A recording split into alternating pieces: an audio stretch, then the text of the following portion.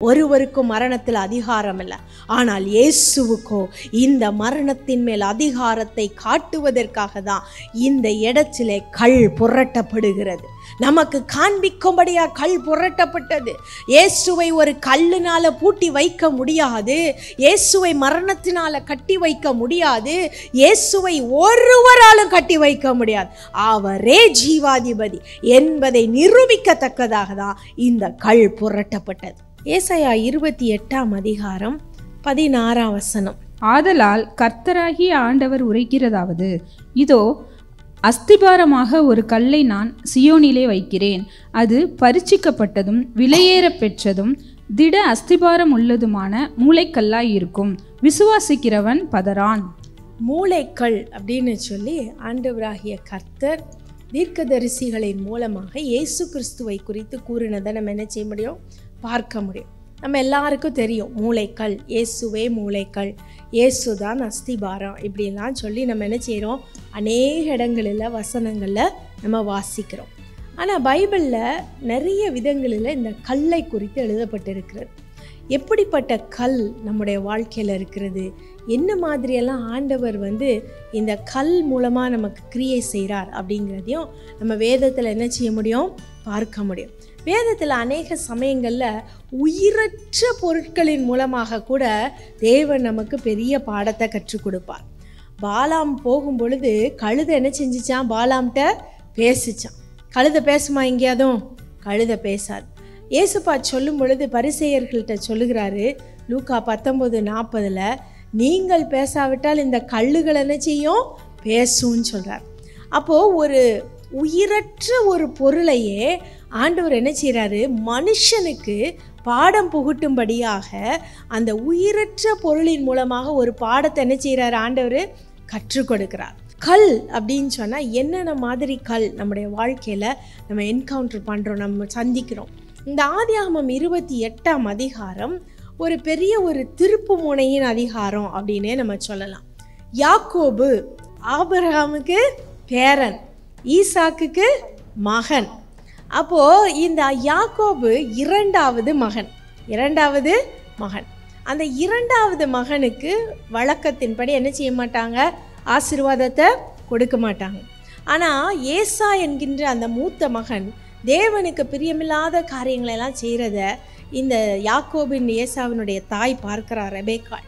உடனே என்ன செய்கிறா? ஏசாவுக்கு எல்லா சொத்தும் போயிடுச்சுன்னா என்ன ஆயிரும்? அவன் ஆண்டவருக்கு பிரியமில்லாமல் அப்படியே என்ன செஞ்சிருவான்? போயிடுவான். அப்படின்னு சொல்லிட்டு யாக்கோபை என்ன செய்கிறா? நீ என்ன பண்ணு, எல்லா நடிப்பு சாதனங்களையெல்லாம் போட்டுட்டு உன்னுடைய அண்ணன் மாதிரியே ஒரு நடிப்பு நடித்து என்ன செஞ்சிரு? உன் தகப்பன்கிட்ட போ.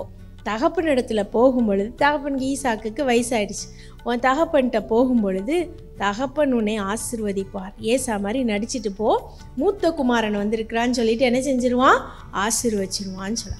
அதன்படியே நடந்துச்சா? நடந்துச்சு. இதுக்கு முன்னாடியே இன்னொரு அட்டெம்ப்ட் பண்ணினாங்க. என்ன அட்டெம்ப்ட் பண்ணினாங்க? ஏசா வேட்டையாடிட்டு ரொம்ப களைப்பாக வரும் பொழுது எனக்கு கொஞ்சம் பைத்தங்கூழ் காய்ச்சி கொடுன்னு சொல்கிறான். யார்கிட்ட சொல்கிறான்? யாக்கோபிட்ட. யாக்கோபை இப்போ கூழ் காய்ச்சிட்டு இருக்கான். அப்போ இந்த கூழை வேணும்னு ஏசா கேட்ட உடனே யாக்கோபு என்ன செய்கிறான்? உன்னுடைய சேஷ்டபுத்திர பாகத்தை எனக்கு நீ என்ன செஞ்சிரு? கொடுத்துரு. சேஷ்டபுத்திர பாகம்னா மூத்த மகனாக குடும்பத்தினுடைய எல்லா பொறுப்பு, சுதந்திரம், சொத்துக்கள் எல்லாவற்றையும் என்ன செஞ்சிரு? நீ எனக்கு கொடுத்துரு அப்படின்னு சொல்லிட்டான். அப்பையும் என்ன செஞ்சிட்டான்? யாக்கோபு ஏமாற்றி ஏசாட்ட வாங்கிட்டான். மிஞ்சினது தகப்பனுடைய ஆசீர்வாதம். அந்த ஆசீர்வாதத்தையும் தாய் என்ன பண்ணிட்டான்? நடிக்க வச்சு யாக்கோபை பறித்து கொள்ள செஞ்சிட்டான். ஆனால் ஆதியாகமம் 27 கடைசியில் பார்க்கும் பொழுது ஏசா சொல்கிறான், இவன் எல்லாத்தையும் என்கிட்ட பறிச்சிட்டான், இவனை என்னைக்காவது ஒரு நாள் நான் என்ன பண்ணிடுவேன்? கொலை பண்ணிடுவேன் அப்படின்னு சொல்கிறான். இந்த காலத்துலேயே நடக்கிறத நம்ம பார்க்குறோம் இல்லையா? கொலை பண்ணிடுவேன்னு சொல்கிறான்.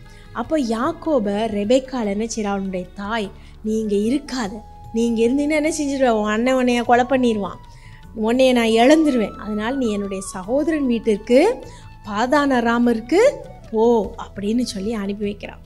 அப்போ அவன் 6ஆம் தேசத்துக்கு போகும் பொழுது நீங்கள் நினைக்கலாம், ஒருவேளை இங்கே வெறும் கல்லில் அவன் படுத்திருக்கான் போது ஒன்றுமே இல்லைன்னு. ஆனால் பல யூத சரித்திரங்கள், கதைகள் என்ன சொல்லுதுன்னா, ஈசாக்கும் ரெபேக்காலும் யாக்கோபுக்கு நிறைய வஸ்துக்களை கொடுத்து அனுப்புகிறாங்க. இவ்வளோ தூரம் போகணும் இல்லையா? 100கணக்கான கிலோமீட்டர் போகணும். அப்போ ஈசாக்கும் ரெபேக்கால் என்ன செய்கிறாங்க, யாக்கோபுக்கு நிறைய வஸ்துக்களை நிறைய பொருட்களை கொடுத்து அனுப்புகிறாங்க. ஆனால் ஏசாவோ இவன் என்கிட்டருந்து தப்பிச்சு போகிறான், இவனை கொலை பண்ணிடணும்னு சொல்லி ஆட்களை அனுப்பி அவனை யாக்கோபை கொலை செய்ய முயற்சிக்கிறாள். எல்லாத்தையும் பறிச்சுட்டு போயிட்டாங்க. ஆனால் ஏசாவனுடைய குமாரன் என்ன செய்வான், யாக்கோபுக்கு பரிதாபப்பட்டு யாக்கோபுடைய உயிரை இதுவாக விட்டுடுறான். சரி நம்ம சித்தப்பா தானே, கொலை பண்ண வேண்டாம் அப்படின்னு சொல்லிட்டு விட்டுட்டு போயிடான். அந்த சமயத்தில் தான் ஆதியாகமம் 28:11 நம்ம வாசிக்கிறோம். ஒரு கல்லை எடுத்து தன்னுடைய தலையில் வச்சு தூங்குறான். அப்போ நடந்த காரியம் என்ன, இவன் தூங்கும் பொழுது அவன் ஒரு சொப்பனத்தை காண்கிறான். அந்த சொப்பனம் என்ன சொப்பனம், அந்த கல் இருக்கிற இடத்துல அந்த இடத்துல ஒரு ஏணி தெரியுது. அந்த ஏணி வானத்திற்கு வரைக்கும் போதான். எங்கே போகுது, வானத்திற்கு வரைக்கும் போகுது. அங்கே தூதர்கள் ஏறுகிறவர்களும் இறங்குகிறவர்களுமாக காணப்படுகிறார்கள். அங்கே அந்த கல்லை அவன் தூணாய் நிறுத்தி அதற்கு பெத்தேல்னு அந்த இடத்துக்கு பேரிட்டு அவன் என்ன சொல்கிறான், ஆண்டவர்கிட்ட ஒரு பொருத்தனை பண்ணுறான். ஆண்டவரே, நீர் சொன்ன காரியமெல்லாம் நடந்து என் தகப்பன் வீட்டுக்கு நீர் என்னை திரும்பி கொண்டு வந்தீங்கன்னா எனக்கு நீங்கள் நல்லா யோசிக்கணும், நான் சொன்ன காரியத்தை நீங்கள் நினச்சிக்கணும். யாக்கோபுக்கு அப்போ கையில் ஒன்றுமே இல்லை. அதனால தான் அவன் அந்த இடத்துல ஜெபிக்கிறான். ஆதியாகமம் 28:20 அப்பொழுது யாக்கோபு, தேவன் என்னோட இருந்து நான் போகிற இந்த வழியிலே என்னை காப்பாற்றி உண்ண ஆகாரமும் உடுக்க வஸ்திரமும் எனக்கு தந்து, உண்ண ஆகாரமும் உடுக்க வஸ்திரமும் எனக்கு தந்து. அப்போ ஏன் அவன் அவ்வளோ ஆசீர்வாதத்தையும் அவங்க அப்பாட்ட இருந்து பெற்றுக்கொண்டானே, அப்போ ஏன் அந்த இடத்துல அவன் ஜெபிக்கிறான்? அப்படி அவன்கிட்ட ஒன்றுமே இல்லை கையில், அந்த கல் மட்டும்தான் அவனுக்கு கிடச்சிச்சு தலையில் வைக்கிறதுக்கு. அவன் கையில் வச்சுருந்த பைய கூட அவன்கிட்ட கிடையாது. அப்போ தான் அவன் ஜெபம் பண்ணுறான், எனக்கு உண்ண ஆகாரமும் உடுக்க வஸ்திரமும் எனக்கு என்ன செய்யுங்க, தாங்க. அப்படி நீங்கள் தந்து என் தகப்பன் வீட்டிற்கு சமாதானத்தோடே வர பண்ணுவீரானால் அப்படின்னு சொல்கிறான். அப்போது நான் உமக்கு எப்பொழுதுமே நான் உம்முடைய பிள்ளையாக இருப்பேன், தசம பாகம் செலுத்துவேன்னு பொருத்தனை பண்ணுறான். அப்போ நீங்கள் இங்கே பாருங்கள், அவன் தலை சாய்க்கிறதற்கு ஒரு கல்லை வைத்திருந்தான். என்ன வச்சுருந்தான், தலையை சாய்க்கிறதற்கு ஒரு கல்லை வச்சுருந்தான். அந்த கல் தேவனுடைய வீடாய் மாறிற்று. ஹல்லேலூயா. தேவன் அந்த தலை சாய்க்கிற கல்லை அவனுக்கு அஸ்திபாரமாய் மாற்றினார். ஹல்லேலூயா, ஹல்லேலூயா. அவனுக்கு ஆசீர்வாதத்தின் அஸ்திபாரமாய் மாற்றினார். அந்த தலை சாய்க்கிற கல் என்னத்தை குறிச்சது, அவனுடைய தகப்பனுடைய ஆசீர்வாதத்தை குறித்தது, அவனுடைய ஏமாற்றுகிற குணத்தை குறித்தது, அவனுடைய தாயின் ஆலோசனையை குறித்தது. அதை சார்ந்துதான் அவன் இவளை மட்டும் என்ன செஞ்சிட்டு இருக்கிறான், வாழ்ந்து வந்து கொண்டு இருக்கிறான். ஆனால் அந்த இடத்துல தேவன் அவனை சந்திச்சதுனால அவர் என்ன சொல்றாரு, எப்பா உனக்கு கல்லு தான் இருக்கு தலை சாய்க்க, ஆனால் ஆசீர்வாதம் என்னிடத்திலிருந்து வர வேண்டும். ஹல்லேலூயா. ஆபிரகாமை தேவன் அழைத்தார், அவனை ஆசீர்வதிச்சார். அதற்கு பிற்பாடு ஈசாக்க தனியாக ஆண்டவர் ஒரு என்கவுண்டர் பண்றார், அங்கே அவனுக்கு ஆசீர்வாதத்தை கட்டளையிடுறார். அதற்கப்புறம் யாக்கோபு, அவனுக்கு தனியாக ஒரு என்கவுண்டர், அவனை ஆசீர்வதிக்கிறார். அதற்கு பிற்பாடு யோசேப்பு, அவனுக்கு தனியாக ஒரு என்கவுண்டர், அவனை ஆசீர்வதிக்கிறார். உலகத்தில் எத்தனை பேர் நம்மளை ஆசீர்வதிச்சாலும் தேவன் நம்மை ஆசீர்வாதிக்காவிட்டால் அந்த ஆசீர்வாதம் நிலை நிற்காது. ஹல்லேலூயா. அந்த ஆசீர்வாதம் நிலை நிற்காது.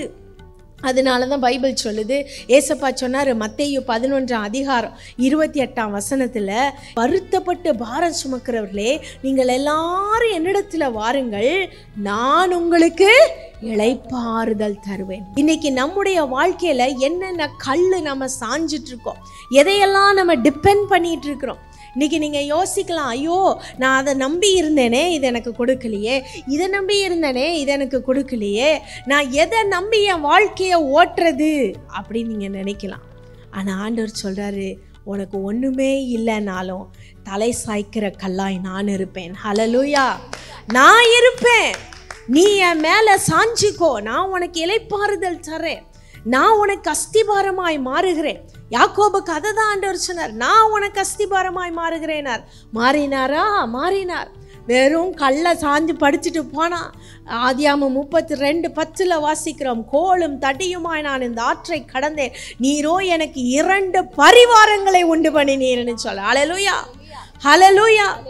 2 பரிவாரங்கள். 2 பரிவாரங்கள்னா 2 companies of people.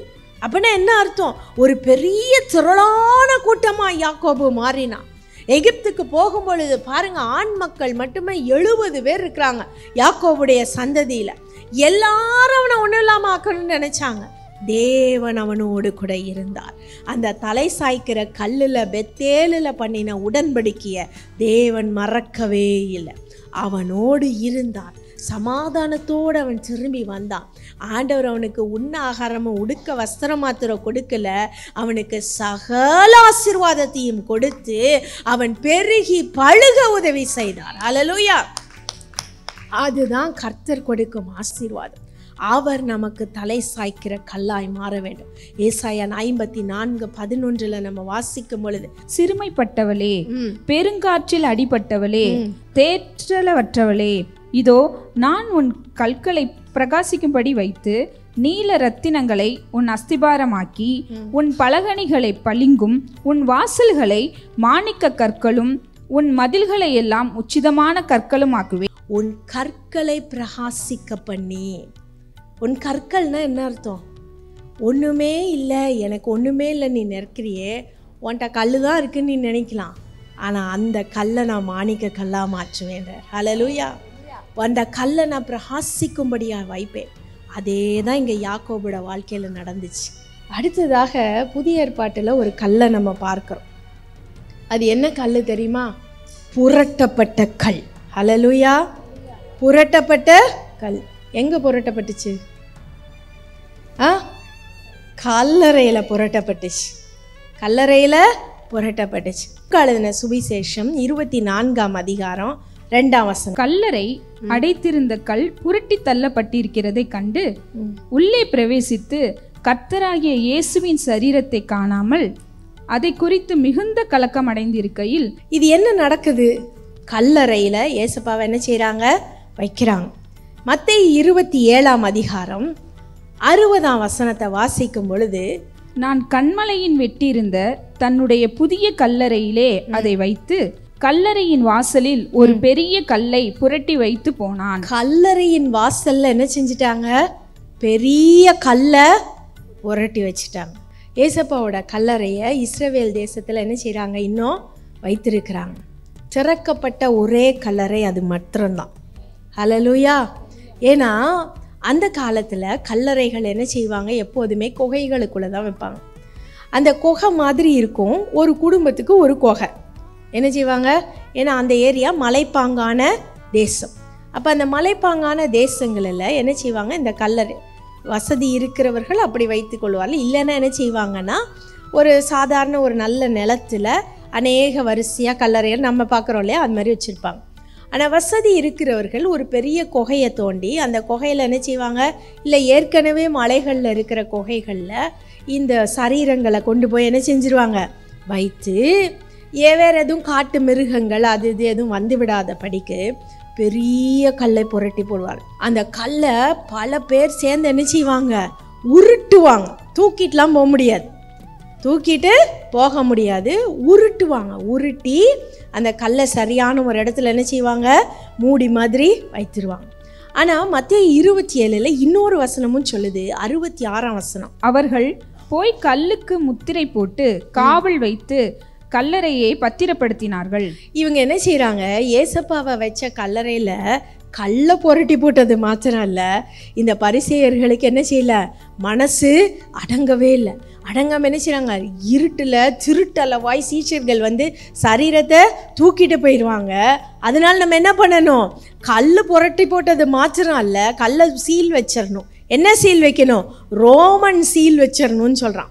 ரோமர் சீல்னா எப்படி வைப்பாங்க? பெரிய சங்கிலி மாதிரி பெரிய சங்கிலியை போட்டு அந்த சங்கிலிக்கு மேலே அரசனுடைய சீல், அரசனுடைய முத்திரையை அங்கே குத்திடுவாங்க. மெழுகு வச்சு அரசனுடைய முத்திரையை குத்திடுவாங்க. அடுத்தது 3வது கட்டம். நம்ம எப்படி இந்த Z லெவல் பாதுகாப்புன்னெலாம் சொல்கிறோம்ல, அது மாதிரி 3 கட்ட பாதுகாப்பு. ஆனால் நடந்தது என்ன? 3ஆம் நாள் காலையில் இயேசு உயிர்த்தெழுந்தார். ஹல்லேலூயா! இயேசு உயிர்த்தெழ. ஒன்று நல்லா புரிஞ்சுக்கணும். ஏசப்பா கல்லை புரட்டிட்டு ஏன் வெளியில் வரல? இங்க பைபிள் என்ன சொல்லுதுன்னு பாருங்க, மத்தேயு 28:2. அப்பொழுது பூமி மிகவும் அதிரும்படி கர்த்தருடைய தூதன் வானத்திலிருந்து இறங்கி வந்து வாசலில் இருந்த கல்லை புரட்டி தள்ளி அதன் மேல் உட்கார்ந்தான். பூமியை அதிர்ற அளவிற்கு தேவதூதன் வந்து கல்லை புரட்டிட்டு அந்த கல்லு மேல உட்கார்ந்துறான். உட்கார்ந்த உடனே அங்க மகதலேனா மரியாள் ஸ்திரீகள் அங்க போறாங்க. போயிட்டு ஐயோ இயேசுவோட சரீரத்தை காணோமே அப்படின்னு சொல்லி அலறும் பொழுது சொல்றா, அவர் இங்கே இல்லை, அவர் உயிர் தெழுந்தார்னு சொல்றா. ஹல்லேலூயா, அவர் உயிர் தெழுந்தார். அப்போ இந்த கல் என்னத்தை குறிக்குது? நம்ம வாழ்க்கையில நம்மை பின்தாகி தள்ளி வைத்து கொள்ளுகிற எல்லா காரியங்களையும் குறிக்கிறது.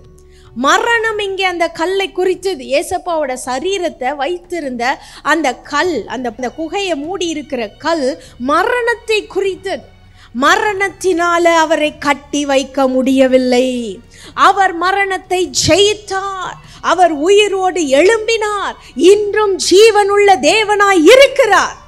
அதுதான் நம்ம விசுவாசம். ஒருவருக்கும் மரணத்தில் அதிகாரம் இல்லை, ஆனால் இயேசுவுக்கோ இந்த மரணத்தின் மேல் அதிகாரத்தை காட்டுவதற்காக தான் இந்த இடத்திலே கல் புரட்டப்படுகிறது. நமக்கு காண்பிக்கும்படியா கல் புரட்டப்பட்டது. இயேசுவை ஒரு கல்லினால பூட்டி வைக்க முடியாது. இயேசுவை மரணத்தினால கட்டி வைக்க முடியாது. இயேசுவை ஒருவராலும் கட்டி வைக்க முடியாது.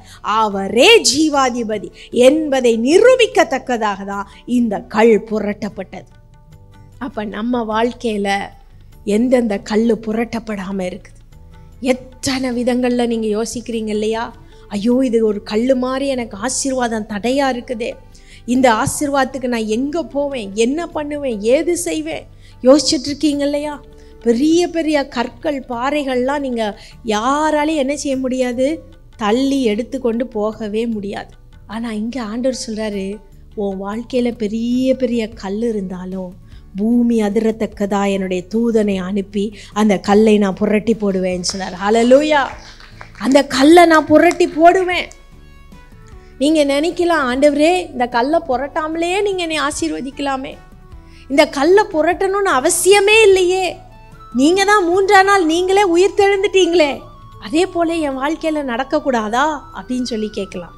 சில சமயங்களில் இப்படிப்பட்ட கற்கள் நம்ம வாழ்க்கையிலேருந்து எடுத்து போட தான் வேணும். லாசருவனுடைய அதிகாரத்தை பாருங்க. யோவான் 11ஆம் அதிகாரத்தில் 39ஆம் வசனத்தில் ஆண்டவர் சொல்கிறாரு, கல்லை புரட்டி போடுங்கிறார். அங்கேயும் அவன் ஒரு குகையில தான் வைக்கப்படுகிறான். ஆண்டவர் என்ன சொல்கிறாரு, இந்த கல்லை புரட்டி போடுங்க. உடனே லாசருடைய சகோதரி சொல்கிறார், ஆண்டவரே 4 நாள் ஆயிற்றே, நாருமே அப்படின்னு சொல்கிறார். ஏன் ஆண்டவர் நினச்சிருந்தா அந்த கல்லின் வழியாகவே லாசருவை கொண்டு வந்திருக்கலாம்ல. மரணத்திலிருந்து உயிரோடு எழும்ப செய்கிற தேவன் லாசருவை அப்படியே தூக்கி கொண்டாந்து வெளியே விட முடியாதா என்ன? விட முடியும். ஆனால் அங்கே மனுஷர் பார்க்கணும், தேவன் நாம மகிமைப்படணும். அடுத்தது இந்த கல்லை புரட்டி போடுற அளவிற்கு அங்கே எல்லாத்துக்கும் விசுவாசம் வரணும். சில கற்கள் ஆண்டவர் தூதனை அனுப்பி புரட்டி போட மாட்டார், அது நம்ம தான் புரட்டி போடணும். நம்ம தான் என்ன செய்யணும், புரட்டி போடணும். நம்ம வாழ்க்கையில் ஆசீர்வாதங்களுக்கு தடையாக இருக்கிற கல் எது? என்னென்ன விஷயங்கள் நம்மளை ஆண்டவருடைய மகிமையை காணாத படிக்கு, விசுவாசியாத படிக்கு என்னென்ன விஷயங்கள் நம்மை கட்டி இழுக்கிறது? அந்த கல்லெல்லாம் யோசிச்சு பாருங்க. ஆண்டவரே நான் இந்த விஷயத்தில் நம்ம விசுவாசிக்கலப்பா, ஆண்டவரே நான் இந்த விஷயத்தில் நான் சோர்ந்து போயிட்டேன்ப்பா, ஆண்டவரே இந்த விஷயம் உம்மோடு நெருங்காத படிக்கு, என்னை நெருங்கி பழக விடாத படிக்கு, உம்மோடு கூட நான் நெருங்காத படிக்கு தடையாக இருக்கிறது ஆண்டவரே, அந்த கல்லையெல்லாம் புரட்டி போடுறேன்னு சொல்லுங்க. லாசருவின் சம்பவத்தை போல விசுவாசித்தால் நம்ம அந்த கல்லை புரட்டுவோம், இல்லைன்னா அந்த கல் அப்படியே தான் இருக்கும். அப்போ ஆண்டவர் தடைகளை நீக்கி, ஆண்டவர் நமக்கு முன்பதாக சென்று அவர் நமக்கு ஜீவனை காணும்படியாய் செய்வார், மரணத்தினின்று ஜீவனை கொடுப்பார். இன்றைக்கி நம்ம வாழ்க்கையில் இருக்கிற கல்லையெல்லாம் யோசிச்சு பாருங்கள். ஆண்டவர் இன்றைக்கு புரட்டி போடப்பட்ட கல், உம்முடைய கல்லறையில் புரட்டி போடப்பட்ட அந்த கல்லை போல என் வாழ்க்கையில் இருக்கிற எல்லா தடைகளையும் நொறுக்கி தள்ளுங்க ஆண்டவரேன்னு சொல்லுங்க, நொறுக்கி தள்ளுங்க. மீகா 2ஆம் அதிகாரம் 13ஆம் வசனம் சொல்லு, தடைகளை நீக்கி போடுகிறவர் அவர்களுக்கு முன்பாக நடந்து போகிறார், அவர் தடைகளை நீக்கி வாசலால் உட்பிரவேசித்து கடந்து போவார்கள், அவர்கள் ராஜா அவர்களுக்கு முன்பாக போவார், கர்த்தர் அவர்கள் முன்னணியிலே நடந்து போவார். தடைகளை நீக்கி போடுகிறவர் அவர்களுக்கு முன்பதாக என்ன செய்வாராம்? கடந்து போவார். அப்ப ஆண்டவர் நமக்கு முன்பதாக போகும் பொழுது எந்த கல்லும் எந்த தடையாயிருக்கிற கண்மலையும் நமக்கு முன்பதாக நிற்கவே முடியாது. ஹல்லேலூயா! நிற்கவே முடியாது. எல்லாவற்றையும் புரட்டி தள்ளி மரணத்தில் இருக்கிற, குகைக்குள்ள அடைப்பட்டு இருக்கிற, அல்லது இனிமேல் எழும்பவே முடியாதுன்னு நினைக்கிற காரியங்களை திரும்பவுமா தூக்கி விடுவார். ஹல்லேலூயா! ஜீவனை கொடுப்பார். கடைசியாக ஒரு கல் பைபிளில் நம்ம வாசிச்சோம். அதை தான் ஏசாயா 28:16 வாசித்தோம். அஸ்திபாரமாக ஒரு கல்லை சீயோனிலே வைத்திருக்கிறேன், அது பரீட்சிக்கப்பட்டதும் விலையேற பெற்றதுமான கல். ஆனால் அதே சமயம் அது இடறுவதற்கேதுவான கல். இயேசு கிறிஸ்து தான் நம்முடைய அஸ்திபார கல். இயேசு கிறிஸ்து தான் நமக்கு அஸ்திபார கல். புதிய ஏற்பாட்டில் வாசிக்கும் பொழுது சங்கீதம் 118:22, மார்க் 12:10, மனுஷனால் தள்ளப்பட்ட கல்லை தான் தேவன் என்ன செய்கிறாரு? மூளைக்கு தலைக்கல்லாக்கினார். அப்போ என்ன ஆண்டவரே, எப்படி ஆண்டவரே நடக்கும் இது? எப்படி நான் இயேசு அஸ்திபாரமாக நான் கொள்வது? அவருடைய நாமத்தினாலே நான் ரட்சிக்கப்பட்டு, அவருடைய நாமத்தினாலே நான் என்னுடைய பாவங்களிலிருந்து கழுவப்படும் பொழுது அவர் எனக்கு அஸ்திபாரமாய் மாறுவார். ஹல்லேலூயா! அவர் எனக்கு அஸ்திபாரமாய் மாறுவார். அவர் அஸ்திபாரமாய் மாறும் பொழுது நான் ஜீவனுள்ள கல்லாயிருக்கிறேன். ஹல்லேலூயா! 1 பேதுரு 2:6, அந்தபடியே இதோ தெரிந்து கொள்ளப்பட்டதும் விலையேற பெற்றதுமாயிருக்கிற மூளைக்கல்லை சியோனில் வைக்கிறேன், அதன் மேல் விசுவாசமாய் இருக்கிறவன் வெட்கப்படுகிறதில்லை என்று வேதத்திலே சொல்லி இருக்கிறது. அடுத்தது, ஆகையால் விசுவாசிக்கிற உங்களுக்கு அது விலையேற பெற்றது. நான் கண்மூடி கண் திறக்கும் பொழுது நான் பரலோகத்தில் இருப்பேன் என்கிற ஒரு அச்சாரம், ஒரு கேரண்டி நமக்கு என்ன செய்யுது? கொடுக்கப்படுகிறது. அதனால தான் பைபிள் சொல்லுது, நீதிமொழிகள் 10:25 நீதிமான் நித்திய அஸ்திபாரம் உள்ளவன், கிறிஸ்து என்னும் அஸ்திபாரம். அப்போ என்னுடைய வாழ்க்கையில் என்ன அஸ்திபாரமாக இருக்குது? நான் ஒரு வேளை ஏசப்பாவை அஸ்திபாரமாக வச்சுக்கிறதுக்கு பதிலாக நான் வேறு காரியங்களை என்னுடைய வாழ்க்கையில் அஸ்திபாரமாக வச்சுருக்கிறேன்னா, பணத்தை அஸ்திபாரமாக வச்சுருக்கேன்னா, இன்றைக்கி உங்கள் வாழ்க்கையை நீங்கள் ஆராய்ந்து பாருங்கள். ஆண்டவரே, இன்றைக்கி யார் எனக்கு அஸ்திபாரமாக இருக்கிறா? என்னுடைய கணவன் எனக்கு அஸ்திபாரமாக இருக்கிறாரா? என்னுடைய பெற்றோர் பிள்ளைகள் எனக்கு அஸ்திபாரமாக இருக்கிறாங்களா? என்னுடைய பணம் அஸ்திபாரமாக இருக்குதா? என்னுடைய படிப்பு அஸ்திபாரமாக இருக்குதா? எனக்கு இருக்கிற மற்ற காரியங்கள்லாம் அஸ்திபாரமாக இருக்குதா? அல்லது இயேசு எனக்கு அஸ்திபாரமாக இருக்கிறாரா? இயேசு எனக்கு அஸ்திபாரம். அப்போ அஸ்திபாரம்னு சொல்லும் பொழுது அந்த அஸ்திபாரம் ஸ்ட்ராங்காக இருக்கணும். நீங்கள் இந்த கடலுக்குள்ளே பில்டிங் கட்டியிருக்க அதை பார்த்துருக்கீங்களா? கடலுக்குள்ளே ஹோட்டல்லாம் கட்டுவாங்க.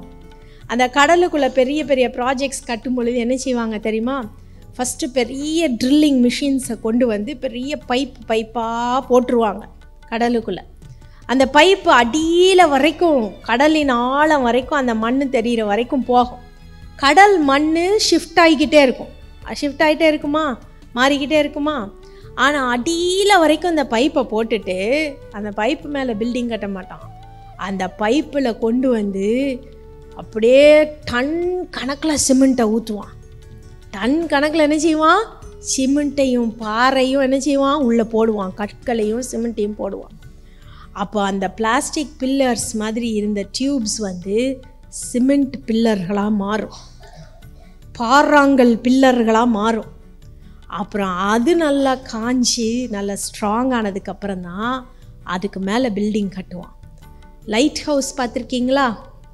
என்னைக்காவது கடல் அலைகளில், சுனாமியில், அதில் இதில் இந்த லைட் ஹவுஸ் என்னைக்காவது இடிஞ்சு பார்த்துருக்கோமா? அலை ஆனால் டெய்லி அடிச்சுக்கிட்டே தான் இருக்கும். பெரிய புயல் வரும், பெரிய அது வரும், இது வரும், என்னென்னமோ வரும். ஆனால் அந்த லைட் ஹவுஸில் ஒரு கிராக் கூட வராது. ஏன்னா அந்த அஸ்திபாரம் பாறை மேலே இருக்குது. அந்த பாறை அசையவே அசையாது. அப்போ நம்ம வாழ்க்கையில் அஸ்திபாரம் இயேசுவா இல்லைன்னா நம்ம வாழ்க்கை படகை போல தான் இப்படியே ஆடிக்கிட்டே இருக்கும். இயேசு என் அஸ்திபாரமாக இருக்க வேண்டும், மாற வேண்டும். அப்போது என் வாழ்க்கை என்ன செய்யும்? ஆசீர்வாதமாக மாறும். இன்னொரு காரியத்தையும் அந்த வசனம் சொல்லுகிறது. மத்தேயு 21 இப்போ 44 இந்த கல்லின் மேல் விழுகிறவன் நொறுங்கி போவான். அது எவன் மேல் விழுமோ அதை நசுக்கி போடும் என்று நான் உங்களுக்கு சொல்லுகிறேன் என்றார். அஸ்திபாரமாகிய இந்த கல், மூளைக்கு தலைக்கல் நான் அப்படின்னு ஏசப்பாங்க சொல்லிட்டு என்ன சொல்றாரு? நொறுங்கி போவான். இந்த கல் எவன் மேலே விழுகிறதோ அவன் நசுங்கி போவான். அப்பனா என்ன அர்த்தம்? ஏசுப்பாவாகிய அஸ்திபாரத்தை எதிர்க்கும் பொழுது உங்களுக்கு விரோதமாக எவனாவது வந்தா, நீங்கள் இயேசுவின் மேல் அஸ்திபாரமாக கட்டப்பட்டு இருக்கும் பொழுது அவன் நொறுங்கி போவான். ஹல்லேலூயா! அவன் நசுக்கப்பட்டு போவான். நம்ம வர்ற காலங்களில் அதை தான் நம்ம பார்க்க போகிறோம்.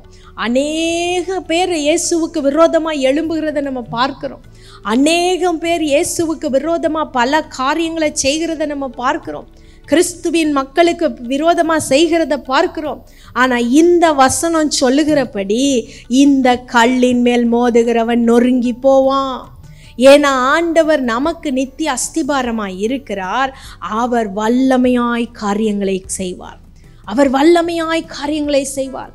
ஒவ்வொரு நாளும் நீங்கள் ஆசீர்வாதமாக இருக்கிறது மாத்திரம் அல்ல, ஆண்டவரை தேடுற பிள்ளைங்க, கஷ்டப்படுற பிள்ளைகளுக்காக ஜெபிங்க. ஆண்டவரே, உம்மை அறிந்து கொள்ள, இந்த உலகம் அறிந்து கொள்ள நீங்கள் என்னென்ன செய்யணுமோ அதையெல்லாம் செய்யுங்கப்பான்னு சொல்லி கேளுங்க. அப்போ தேவன் இடைப்படுவார். அங்கே இயேசு கிறிஸ்து சொன்னது போல நொறுங்கி போகிற, நசுங்கி போகிற காரியங்கள் நடக்கும். சீஷர்களுடைய வாழ்க்கையை பாருங்க. அவர்களுக்கு அஸ்திபாரமாக இயேசு ஒருவர் மாத்திரம்தான் இருந்தார். அவர்களுக்கு பெரிய ஜனத்திரள் அவர்களுக்கு பின்னாடி இல்லை. அவர்களுக்கு பின்னாடி தேசங்கள் இல்லை. அவர்களுக்கு பின்னாடி ராஜா இல்லை. அவர்களுக்கு பின்னாடி சொத்து இல்லை. அவர்களுக்கு பின்னாடி படிப்பு இல்லை, பணம் இல்லை, எதுவும் இல்லை. ஆனால் இயேசு அவர்களுக்கு அஸ்திபாரமாக இருந்தா. அப்போ நடந்தது என்ன? அவர்களை எதிர்த்த அரசாங்கங்கள், அவர்களை எதிர்த்த ராஜ்யங்கள், அவர்களை எதிர்த்த ராஜாக்கள் ஒன்றுமில்லாமல் நொறுங்கி போனார்கள். ஆனால் இயேசுவின் அஸ்திபாரத்தின் மேல் கட்டப்பட்ட சபையோ தொடர்ந்து வந்து கொண்டே தான் இருக்கிறது. ஹல்லேலூயா! சபை கொண்டு வந்துட்டே தான் இருக்கும். நல்ல பாட்டு பாடுறோம். ஆனால் அந்த பாட்டில் வர ஒவ்வொரு வரியும் ஆண்டவருடைய வசனத்தை குறிக்கிறதுன்னு யோசிச்சு பாருங்க. நாம் இந்த கல்லின் மேலே கட்டுவேன்னு ஆண்டவர் சொன்னார். நம்ம நினைக்கிறோம் பேதுரு முதல்ல ஆண்டவர் சபையை தொடங்கினா அதனால தான். அப்படி கிடையாது. இந்த கல்லுன்னு சொல்லும் பொழுது மூளைக்கல்லாகிய கிறிஸ்துவின் மேல் கட்டப்பட்ட சபையை ஒருவரால் ஒன்றும் பண்ண முடியாது. அப்போ இயேசுவின் சபைக்கு, திருச்சபைக்கு என்ன வாக்கோ அதே தான் நம்முடைய வாக்கு. நம்ம திருச்சபையில் ஒரு அங்கத்தினர். இயேசு என்னும் அஸ்திபாரத்தின் மேலே நான் கட்டப்படணும். இன்னைக்கு நம்ம வாழ்க்கையை திருப்பி பாருங்க. ஆண்டவரே, உம்மை தவிர எனக்கு அஸ்திபாரம் வேறு எதுவுமே இல்லை, என் குடும்பத்துக்கு வேறு எதுவுமே இல்லை, நீங்கள் ஒருவர் தான் எனக்கு எல்லாம் சொல்லுங்கள். கர்த்தர் அஸ்திபாரமாக இருந்து காரியங்களை செய்வார்.